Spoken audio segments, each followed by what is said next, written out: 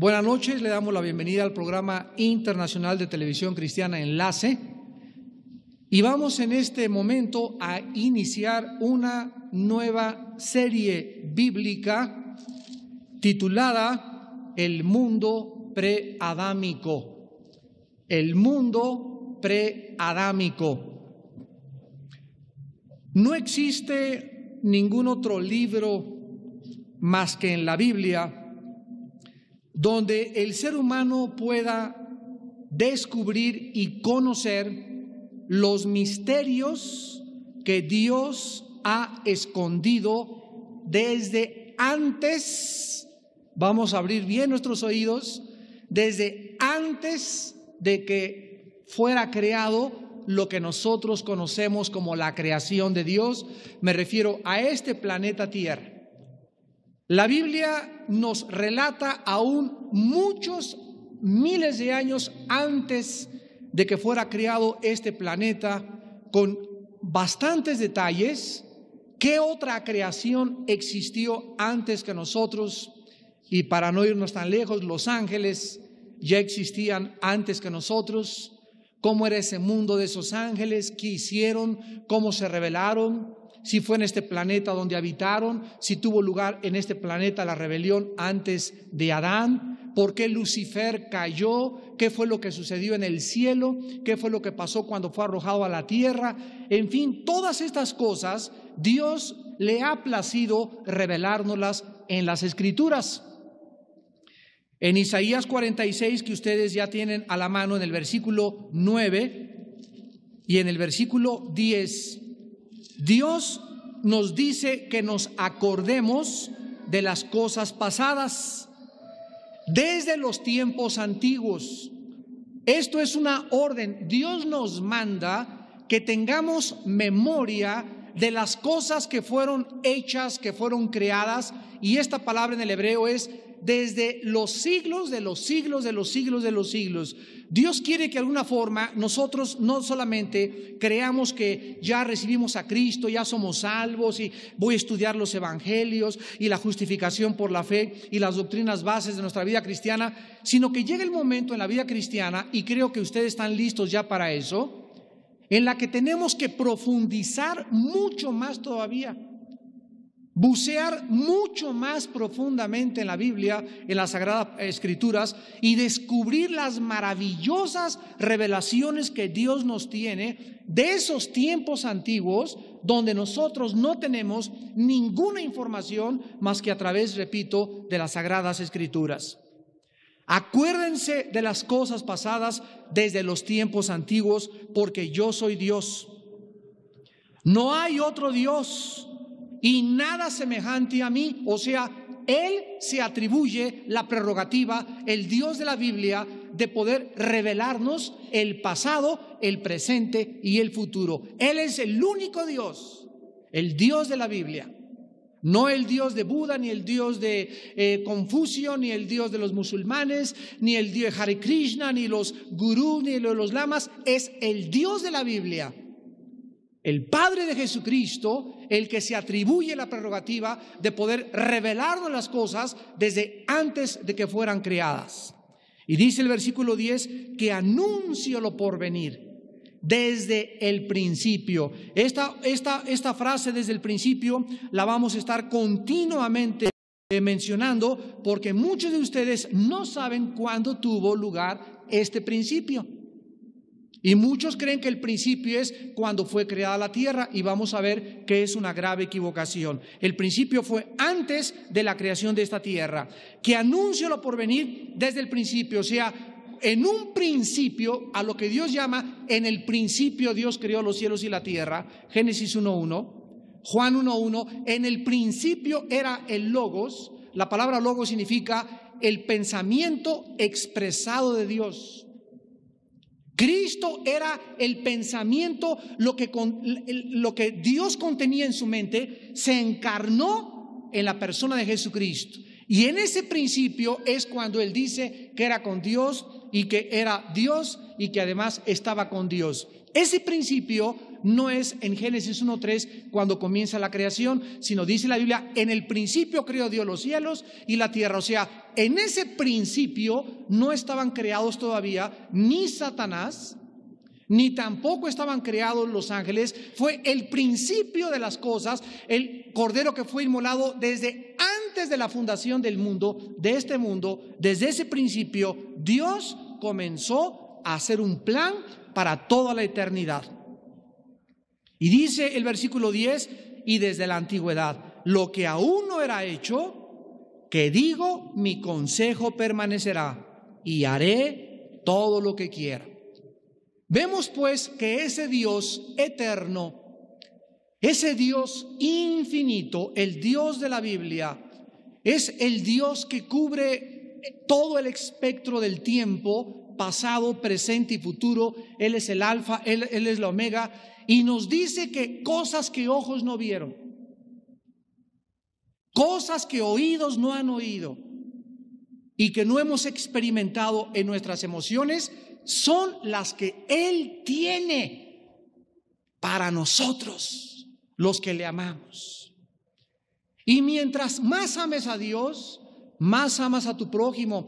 Mientras más amas a Dios, más luz tienes. Mientras más santo seas, mientras más santa seas, y mientras tengas una relación más continua y más de acuerdo en el temor de Dios, más luz recibirás, más seguridad, más te extasiarás y podrás confirmar la palabra que dice: para el justo hay un banquete continuo.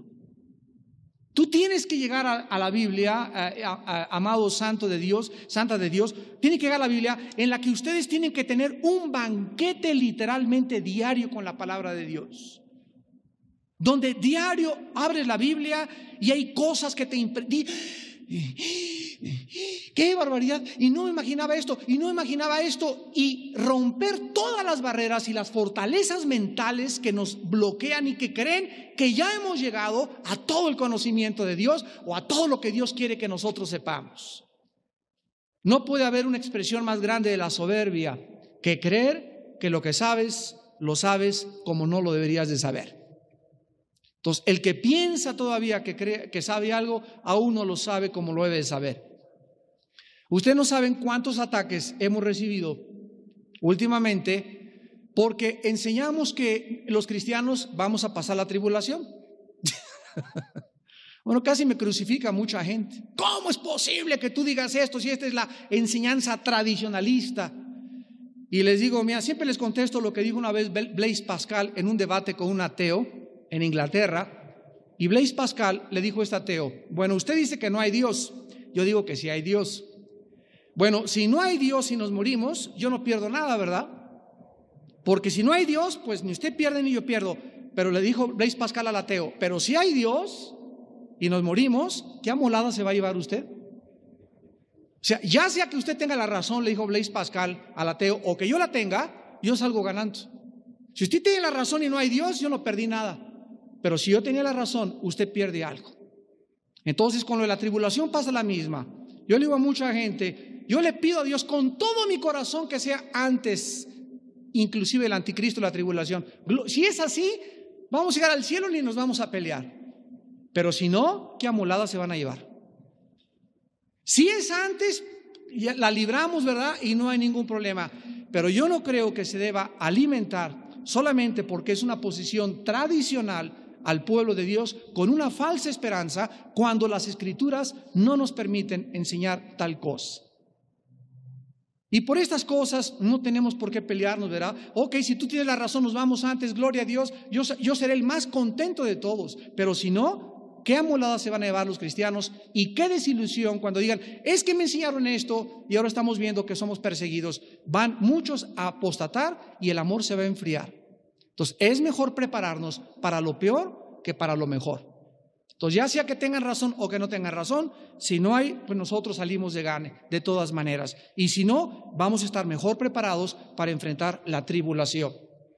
Bueno, esto es solamente una de las muchas cosas en las que muchos cristianos debaten y se pelean. En el libro de Deuteronomio 29:29 dice la Biblia, las cosas secretas pertenecen a Jehová. Hay cosas, vamos a entenderlo en esta noche, hay cosas secretas, veladas, no manifestadas, no reveladas, porque el único que puede sacar estos secretos de las Escrituras es el Espíritu Santo, su autor. Por ejemplo, como un ejemplo, antes de 1905 de este siglo, nadie hubiera podido entender Daniel 12:4, que anuncia que en los últimos tiempos el conocimiento aumentaría. Lo que no pasó en 18 siglos, en 18 siglos sucedió en menos de 50 años. En 1905 el primer carro de gasolina, 1929 se descubre la penicilina, 1945 la fisión nuclear, 1956 el primer Sputnik, 57, 1969 el hombre llega a la luna, 1973 la primera plataforma espacial, 1978 comienzan a ser lanzadas las primeras computadoras, y de los 70s, 80s a nuestros días, ¿qué cosa nos sorprende? ¿Qué andan en Marte? Ni quien lo ve en la televisión. ¿Que mandaron una sonda rusa? Ni ¿qué andan los rusos por ahí? A nadie le interesa. ¿Que ahora una computadora tiene la capacidad de poder programar 2 billones de datos en cuestión de segundos? A nadie nos sorprende ya, porque lo que no sucedió en 18 siglos, sucedió en este siglo, tal como la Biblia lo profetizó.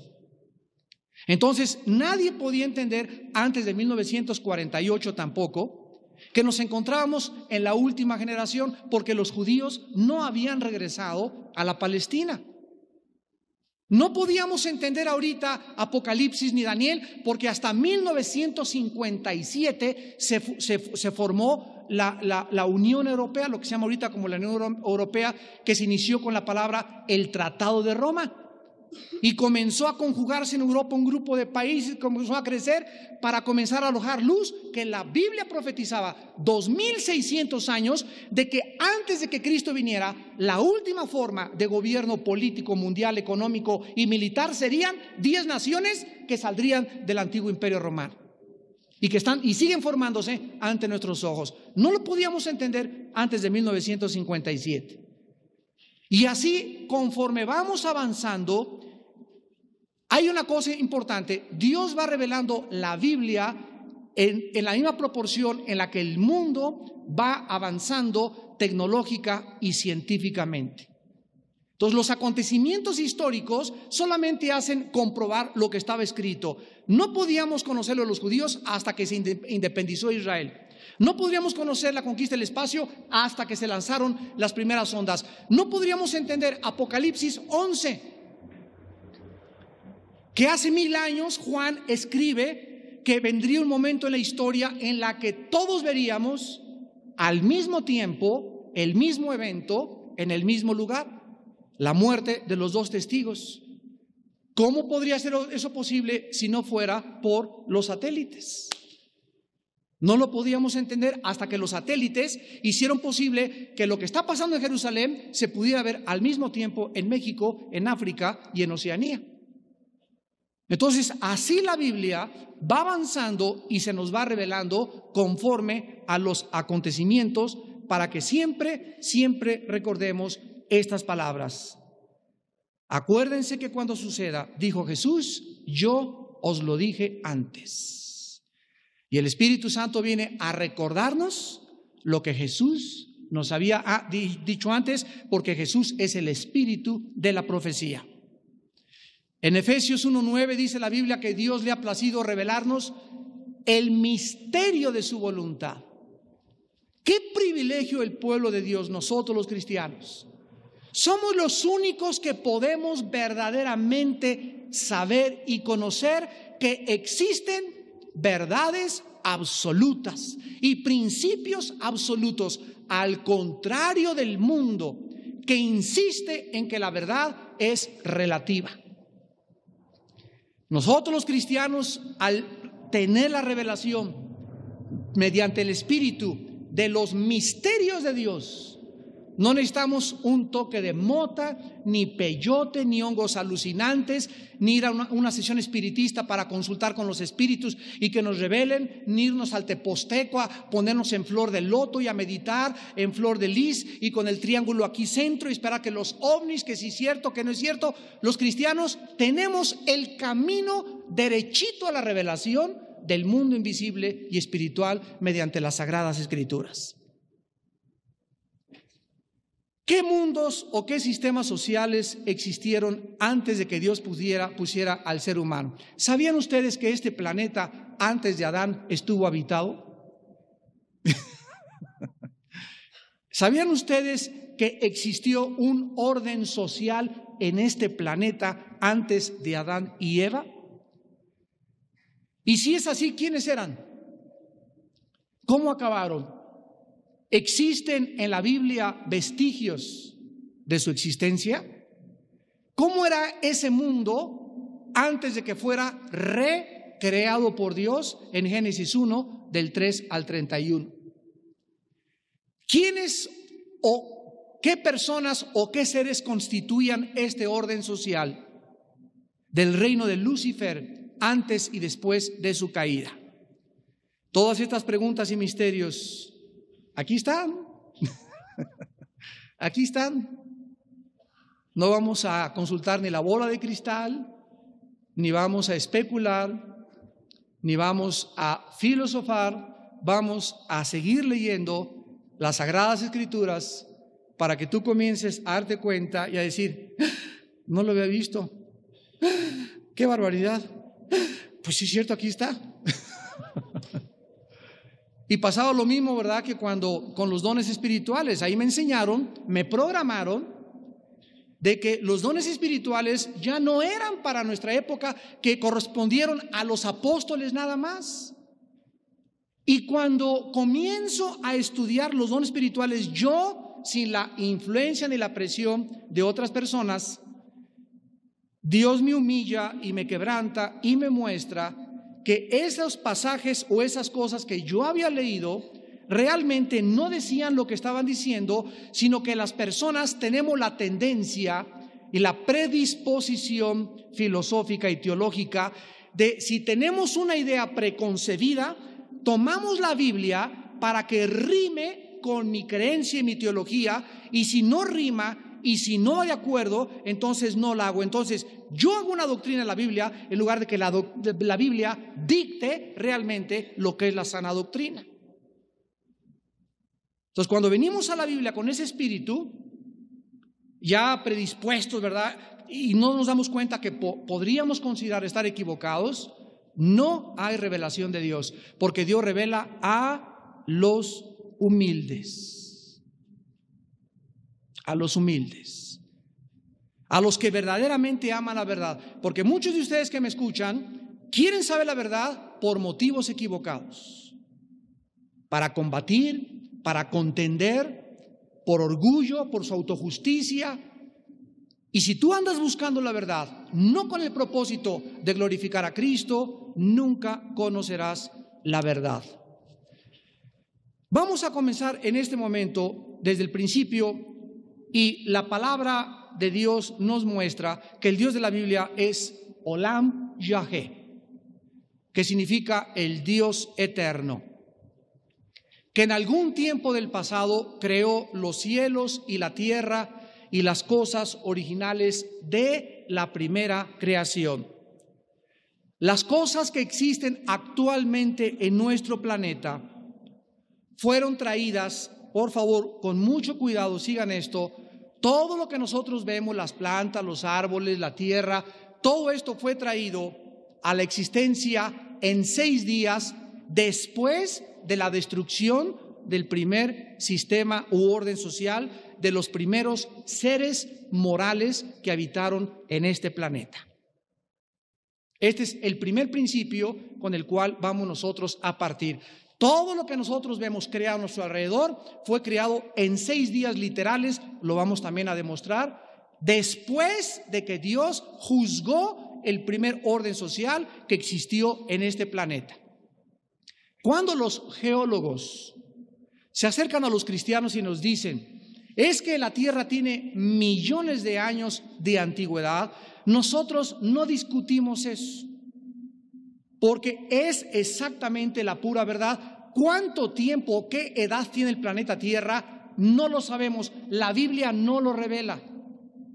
Pueden ser 10 billones, 20 billones de años. La Biblia no revela que nosotros los seres humanos sí tenemos en este planeta no más de 6,000 años. Eso es absolutamente una verdad y un principio bíblico. Pero la edad de la Tierra pueden haber sido 5 millones o 3 millones antes de que Adán fuera puesto en la tierra y la recreara Dios y la restaurara Dios. No sabemos cuánto tiempo existió este planeta antes de que nosotros fuéramos puestos aquí.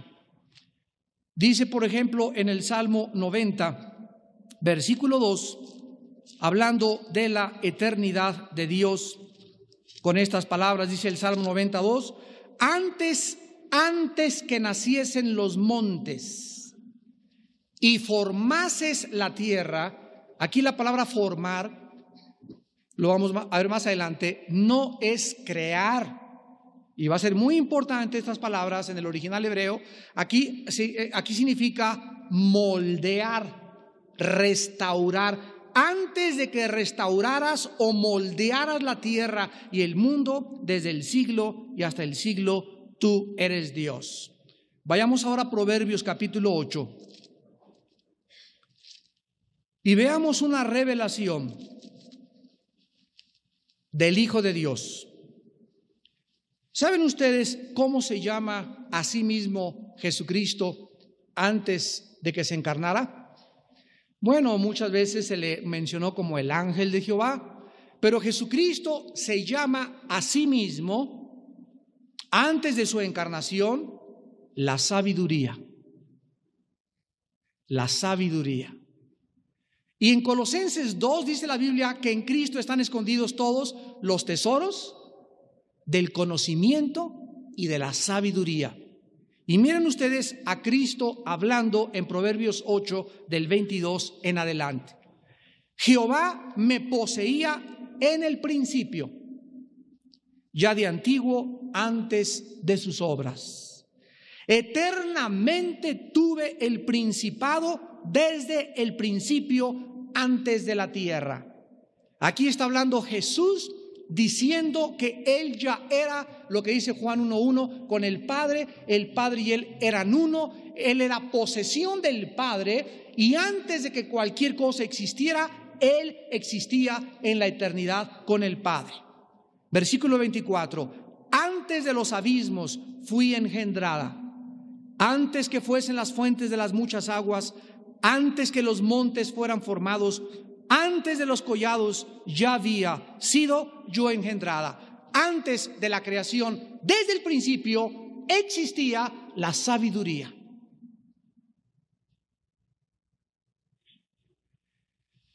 Y ahora que nosotros somos creados, Dios nos dice, hijo mío, ante todas las cosas, más que desear oro y plata y dinero y fama y poder, adquiere sabiduría. En el libro de Eclesiastés, Salomón decía, la sabiduría es mejor que las armas y la sabiduría es mejor que la fuerza. Y cuando comenzamos a unir todos estos cabos, nos damos cuenta que la sabiduría es Jesucristo. Dice 1 Corintios 1:31 que Él ha sido hecho nuestra sabiduría, nuestra redención, nuestra justificación. Yo ahora tengo a Cristo, y dice 1 Corintios 2, del 10 en adelante, que yo y tú tenemos la mente de Cristo. Tenemos la mente de Cristo. Tenemos la mentalidad de Cristo. Sin desarrollarse, la vida cristiana es desarrollar esta mente, pero la tenemos engendrada en una semilla, y mientras más alimento mi mente con la Biblia, mientras más conozco la palabra, más desarrollo la mente de Cristo. Porque el propósito final de Dios para todos nosotros como sus hijos es que nos parezcamos a Jesucristo, para que Él sea el primogénito entre muchos hermanos. Entonces, conforme pasan mis años en la vida cristiana, yo no tengo que saber si tengo muchos dones, o echo demonios, o tengo lenguas. Todo eso es bueno, pero mi principal prioridad en la vida cristiana no es tampoco ni los milagros, ni mucho menos. Mi principal prioridad en la vida cristiana es cuánto me parezco a Jesús. ¿Cuánto me parezco a Jesús? Después de 10 años de ser cristiano, 20 años de ser cristiano, ¿tengo algo del carácter de Jesús? Decía un predicador, no me importa cuánto puedas conocer de la Biblia, yo solamente me impacto cuando veo en tu vida a Jesús. Para que nosotros comprendamos que la meta por la cual Dios nos rescató es dejarnos a su Hijo como ejemplo para que crezcamos a su estatura, para que seamos con Él, porque el que dice que cree en Él debe andar como Él anduvo. 1 Juan 2:6. Fuera de esa meta, cualquier otra cosa que tú tengas en tu vida cristiana es de carácter superficial. La meta de Dios es que seamos, y mandó a su Hijo para que nos parezcamos a Él en su carácter. Dice el versículo 26, no había aún hecho la tierra, ni los campos, ni el principio del polvo del mundo. Cuando vean ustedes lo que dice, y aquí se está personificando la sabiduría, y aquí nos damos cuenta que no es algo etéreo, no es algo intrascendente, ni es algo intangible. Dice el versículo 27, cuando formaba los cielos, allí estaba yo. Cuando trazaba el círculo sobre la faz del abismo, o sea, hace 3000 años que se escribió Proverbios, la Biblia dice que el universo es un circuito, lo cual lo comprueban los científicos. Y lo vamos a ver más adelante. Es un circuito. La Tierra es un circuito, el Sol es un circuito, es un círculo, y Dios, vamos a comenzar a ver hasta que la geometría que forma parte de, tú avientas una piedra en el agua y ¿qué se hacen? Se hacen ondas, ¿verdad? Y un circuito está formado de un punto de partida geométricamente que le das la vuelta y regresas al mismo punto. Se llaman ciclos también. Y lo vamos a ver que Dios comienza en la creación, y donde comenzó va a terminar. Lo que falló lo va a culminar al finalizar el ciclo, que es el final de este siglo o de esta época o de este mundo que tú y yo estamos viviendo, y que estamos a punto de entrar al otro ciclo que se llama el reino milenial de Jesucristo. Dice el versículo 28, cuando afirmaba los cielos arriba, cuando afirmaba las fuentes del abismo, cuando ponía al mar su estatuto para que las aguas no traspasasen su mandamiento, cuando establecía los fundamentos de la tierra, con Él estaba yo ordenándolo todo. Si yo te preguntara, ¿quién hizo el universo? Y tú me contestas, el Padre, te puedo decir, está bien tu respuesta, pero está incompleta. Porque la Biblia enseña también que Jesucristo es el creador. Jesús formó parte también de la creación. Y vamos a comparar esto en el libro de Job, capítulo 28. Antes de los Salmos está Job. Y en Job 28,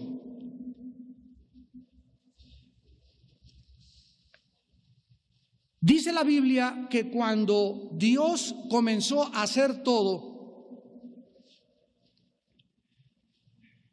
no hizo, por ejemplo, el viento y dijo, que sea el viento, que sea la tierra. ¿Sabían ustedes que el universo tiene medidas? Tiene medidas exactas. Cuando Dios hizo el sol, no hizo que aparezca el sol y comienza ahí una cosa muy fácil para Dios, ¿verdad? No, sino que cuando Dios hizo el sol, los gases, la composición química del sol, la distancia del sol a la tierra es perfecta, matemáticamente calculada para que sean posibles las estaciones aquí del año. para que la inclinación de la tierra sobre su eje es matemáticamente calculada.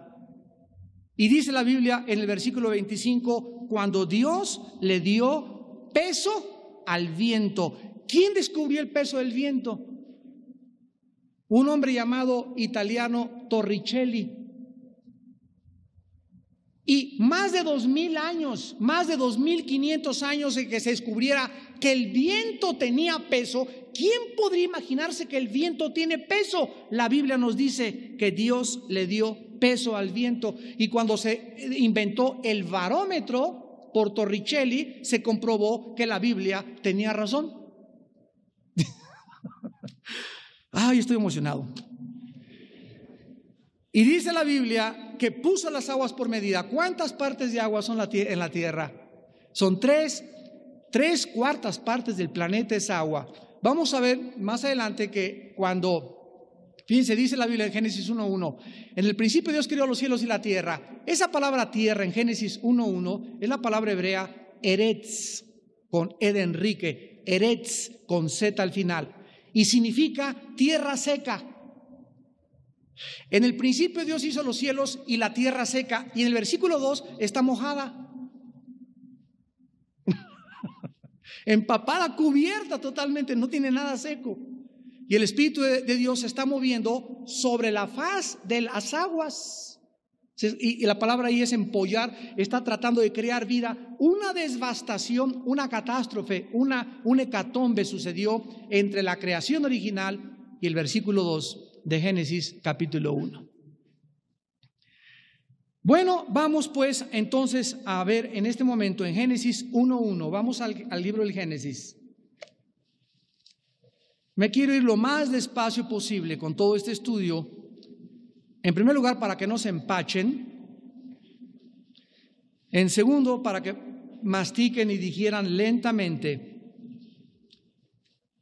Y la Biblia dice, en el principio creó Dios los cielos y la tierra. Bereshit baram Elohim et hasamayim baet aeretz. En el hebreo.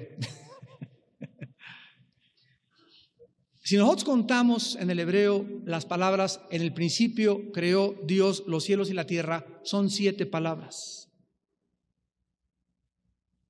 Pongan atención. Son 7 palabras en el original hebreo. Bereshit, bara, Elohim, et amashim, baet aeretz. Muy bien. En medio de las 7 hay una y 3 a la derecha y 3 a la izquierda. En Génesis 1:1 encontramos el menorá. Solamente en la estructura gramatical de las palabras.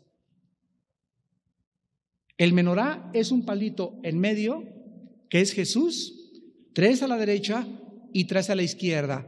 3 y 3, ¿cuánto suman? Es el número del ser humano. Si nosotros no estamos con Jesús, estamos incompletos. Por eso el 7, ¿cuántos son ahí? 7, es el número de la perfección. El hombre no puede sin Jesús alcanzar la perfección. Separados de mí, nada podéis hacer. Desde el principio del Génesis 1:1, en la formación de las palabras originales hebreas, ya Dios se está revelando en la creación. ¿Quién podría imaginarse esto?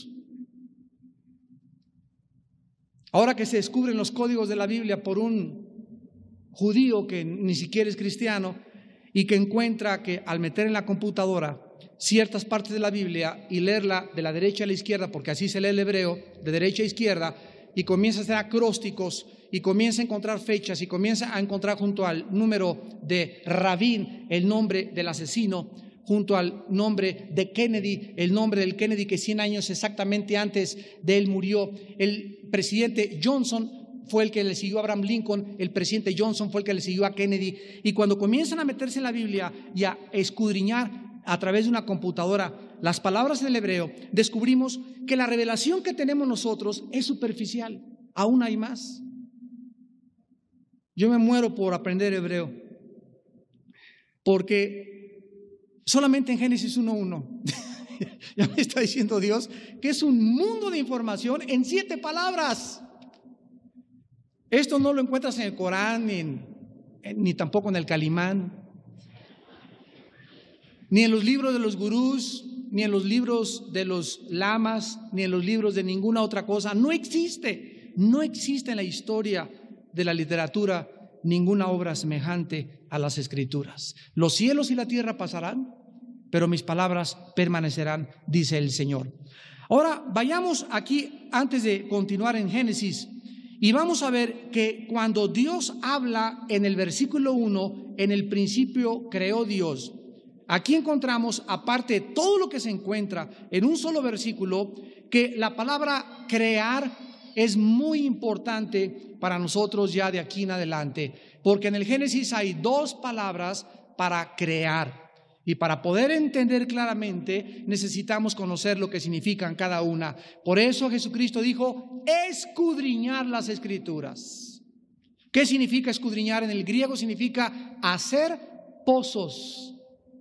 Si tú quieres buscar petróleo, no agarres un pico y le rasques así, ¿verdad? Tienes que taladrar y profundizar, y mientras más hondo bucees, mientras más profundices, más riquezas encuentras, para que los que tengan hambre y los que no se conformen con un devocionalito todos los días de Jesucito mío, muy dulce compañero, y ya tengo mi devocional y ya leí Juan y ya me voy a trabajar, para que entiendan que aquí encontramos un banquete espiritual de paz, de conocimiento, para que la persona más intelectual de que existe en este mundo sepa que no puede encontrar en todos los volúmenes de los griegos, ni de los literarios ingleses, ni de ningún filósofo, lo que la Biblia contiene en cuanto al conocimiento. Ya andan ustedes viendo 3 veces Sofía. Me da tanta pena. La palabra para crear en Génesis 1:1 es la palabra bara, con B grande, bara, que significa ex nihilo en el latín, que significa en el castellano de la nada. Hebreos 11:3, por la fe entendemos que Dios creó de lo que se ve, de lo que no se ve. O sea, la Biblia nos está trasladando en este momento a un mundo que es más real que el que vemos. Y dice Hebreos 11:3 que yo no puedo, como ser humano, yo no puedo entender esto más que por la fe. Por la fe entendemos. La fe es lo que me hace entender que Dios creó lo que existe de lo que no existía, de la nada. De la nada sacó Dios muchas de las cosas que nosotros vemos con nuestros ojos, por lo que es más real lo que no se ve que lo que se ve. Tú me puedes decir, bueno, esto empíricamente, ¿verdad? El empirismo en la filosofía que dice yo no creo lo que no veo, lo que no toco, lo que no huelo. Empíricamente, hermano, está usted mal, porque yo le digo, yo creo en este púlpito porque lo toco, lo estoy sintiendo con mis 5 sentidos, ¿verdad? Bueno, hay otros sentidos espirituales dentro de mí que han sido despertados y que diario me dan testimonio de que hay un mundo que no puedo ver ni lo puedo oír, mas lo puedo sentir en mi espíritu, que es más real que por lo cual el testimonio es más fuerte dentro de mí que el testimonio que tengo yo por afuera de mí, y eso me hace vivir una vida santa. Eso me hace no amar al mundo ni las cosas que están en el mundo. Los deseos de los ojos, los deseos de la carne, la vanagloria del mundo provienen del mundo, mas el que hace la voluntad de Dios permanece para siempre. Entonces, en contraste con lo que el mundo es un imán, y me dice Dios, cuídate porque te va a traer. No ames la atracción que tiene el mundo, porque si tú sigues ese imán, el mundo te devora.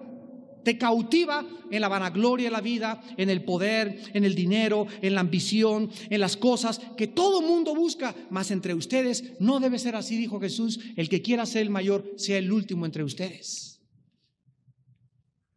¿Qué cosa es la fe? La fe es una certeza, una seguridad de algo que no veo.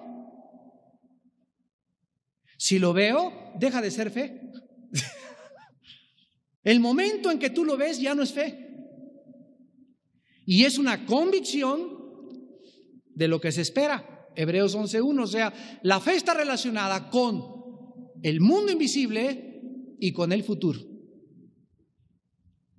Cuando yo tengo fe, vamos por orden. Cuando yo tengo fe, yo hago esto. Yo no voy a juzgar por lo que veo ni por lo que oigo del mundo. Que no hay trabajo, que el mundo está cayendo. Yo no voy a guiar mi vida por lo que yo oigo, por lo que yo veo. Yo voy a comenzar a vivir, esto es vivir por fe. Yo voy a comenzar a vivir mi vida con la firme convicción que lo que Dios me ha dicho va a suceder. Esa es la fe. Entonces, me voy a dar cuenta que hay enemigos que me van a atacar, que son los siguientes: el temor, las preocupaciones, las dudas y la autolástima. Es el arsenal de Satanás. Las dudas, los temores, las preocupaciones y la autolástima son el arsenal de Satanás para dirigirlas contra mi vida y robarme mi paz. Nuestra paz. Y la paz debe gobernar nuestros corazones. Fíjate, no hay más que de dos: o estoy en paz o estoy en guerra. O estoy en paz. En la Biblia no hay medios términos. O tienes paz tú ahorita o tienes guerra. Y si tienes guerra, arréglala, compadre. Porque tu paz te debe de gobernar. Y yo debo de estar consciente que los ataques a mi vida de paz. Ahora, ¿por qué es tan importante tener paz? Porque es en nuestra paz donde se encuentra nuestra victoria. Cuando tú tienes paz, ves al temor, a las dudas y a las preocupaciones como algo que no te pueden quitar tu relación con Dios. Ves a tus enemigos y no hay ninguna persona en el mundo que te quite tu paz. Ves un problema en tu trabajo y tu problema no te quita tu paz. Tu paz indica que eres victorioso. Ahí está la tormenta en el mar de Galilea y la barca, vientos y lluvia, y Jesús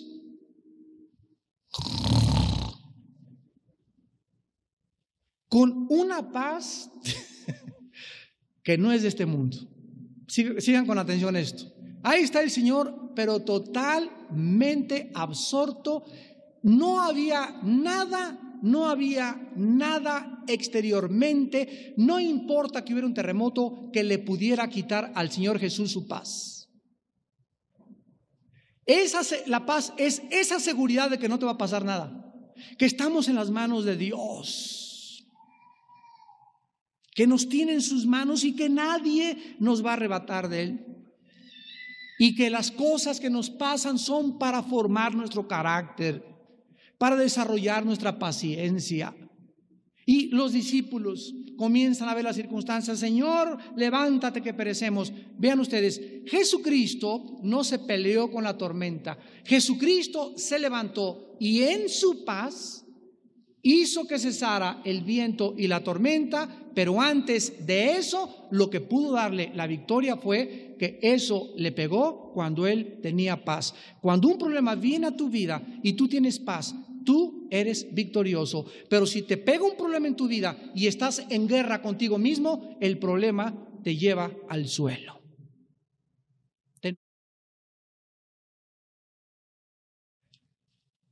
Bueno, ahora en Colosenses capítulo 1, para terminar, en esta noche, yo creí que íbamos a cubrir más espacio, pero voy a dejar al Espíritu Santo. Tenemos todo el tiempo del mundo, ¿verdad? Todos los martes están a nuestra disposición. Para finalizar, en Colosenses capítulo 1, versículos del 15 al 19 y al 20, perdón. La Biblia nos revela que Jesús es la imagen del Dios invisible, el primogénito de toda creación. Y dice la Biblia que en Él, en Jesús, en Él fueron creadas todas las cosas que existen en el universo. Ya vimos en Proverbios 8 que antes de que fueran creadas, Él era la satisfacción del Padre. Y Él era la misma sabiduría personificada. Las que hay en los cielos y las que hay en la tierra, pongan atención, en Cristo fueron creadas las cosas visibles e invisibles. Sean tronos, sean dominios, sean principados, sean potestades, todo fue creado por medio de Él y para Él. O sea, Él es la causa, Jesús, Él es la razón, Jesús, por Él y Él como el centro principal de la razón de la existencia, Él es el centro de todo el universo. El Hijo de Dios, que hace 2000 años murió y abrió sus manos para decirte que te amaba con la sangre derramada en la cruz del Calvario. Ese hombre que fue hecho un espectáculo público, ese hombre que fue vituperado, colgado entre dos criminales, era el centro de todo lo que existe.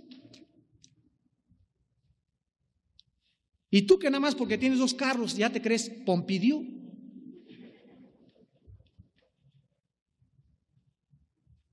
Alguno ya adquiere un puesto político, ¿verdad? Y como pavos reales nos inflamos ya. Soy gobernador.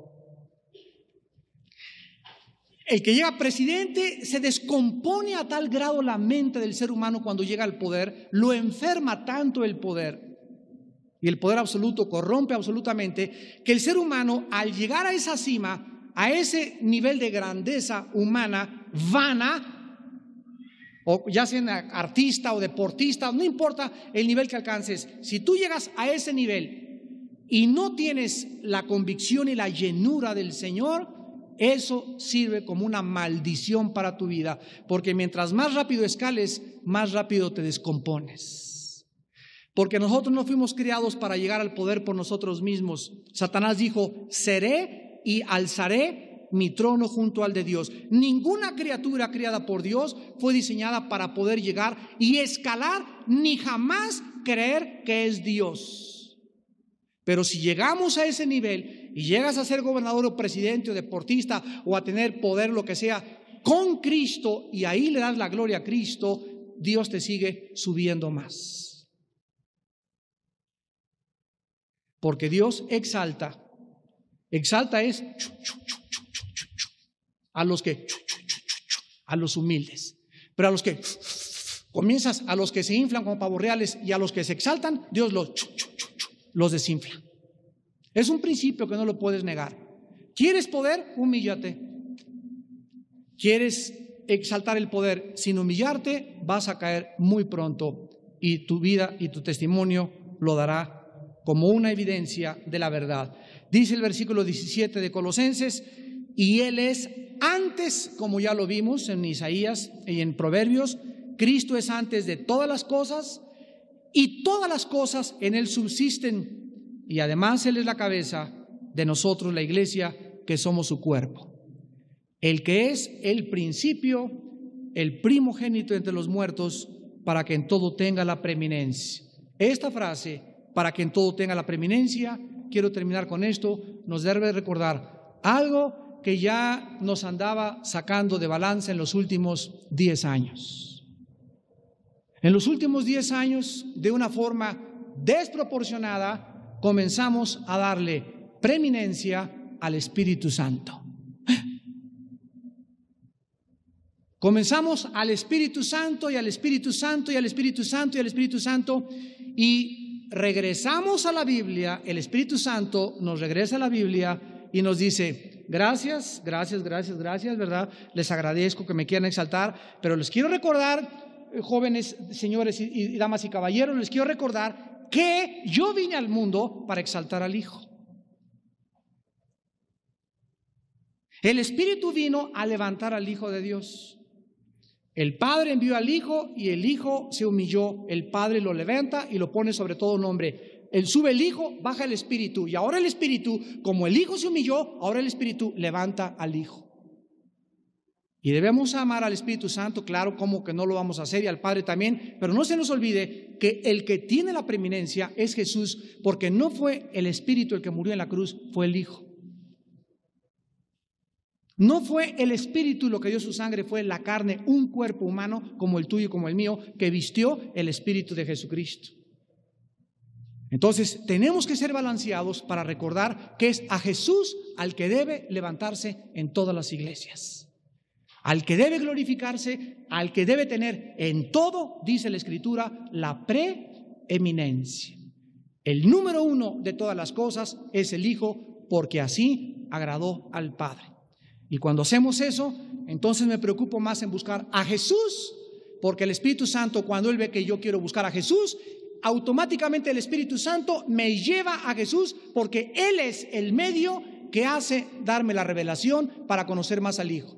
Pero mi enfoque, dice en Hebreos, puesto los ojos en Jesús.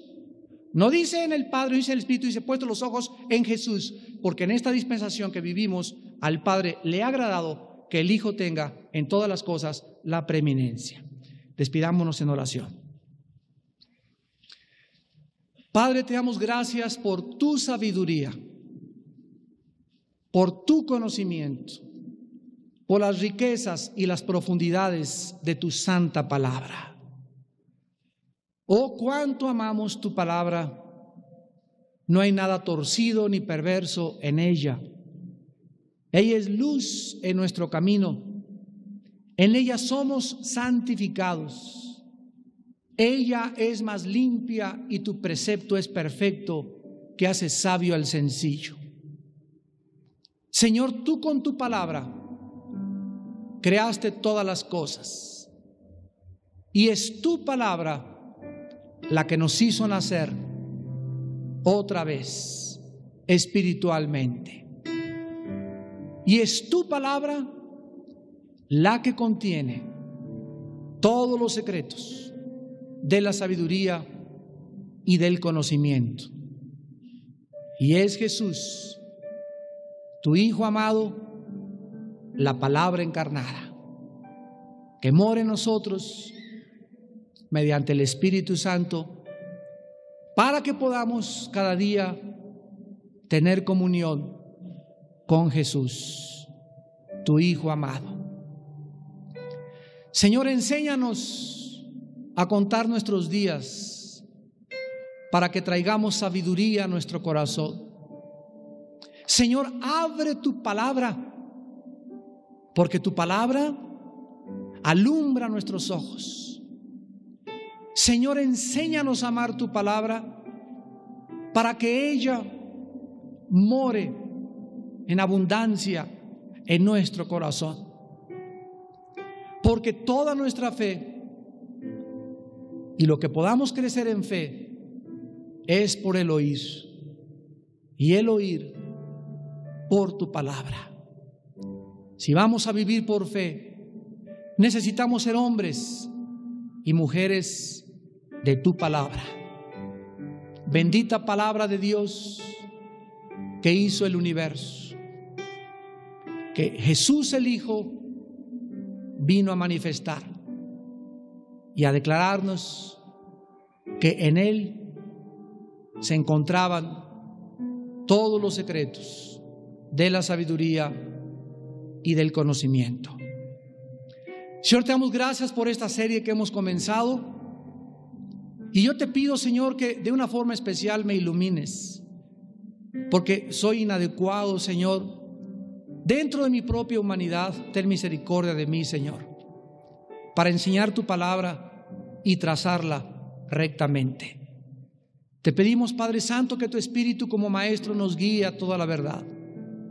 Te pedimos que vengamos a cada estudio humildes, desposeídos de todos los programas que podríamos traer, y como niños recién nacidos, recibir la palabra implantada en nuestro corazón, con mansedumbre y con humildad.